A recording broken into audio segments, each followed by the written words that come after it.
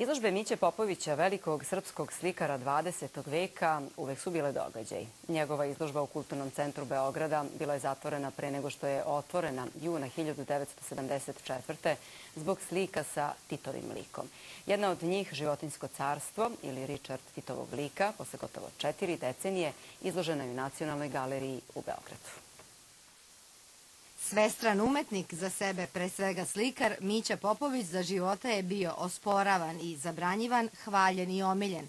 Povodom 90-godišnjice njegova rođenja u Nacionalnoj galeriji u Beogradu izložena su monumentalna platna iz tematskog ciklusa Prizori, a po prvi put i delo Životinjsko carstvo, reprodukcija naslovne strane časopisa Svet. Sam susret sa njegovim umetničkim delom ostavlja nas u stalnom procesu tog preispitivanja. Šta smo to naučili od Miće Popovića?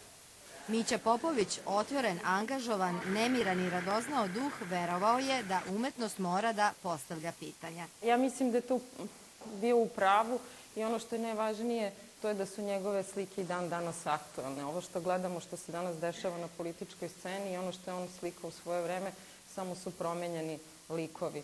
Njegove slike izazivale su buru u političkom i društvenom životu SFRJ. Krenuo je od onoga što je najveće i najjače, najstrašnije i nedodirljivo bilo, a to je bio Josip Broz Tito. Očigledno da je to imalo efekta, jer po 500.000 ljudi na dve izložbe 74. i 79. i 83. su govorile o tom buđenju koga se režim bojao. Prizori Miće Popovića slike su koje privlače posmatrača. Njegova dela i danas su opomena da svet oko nas ne možemo prihvatati bez razmišljanja.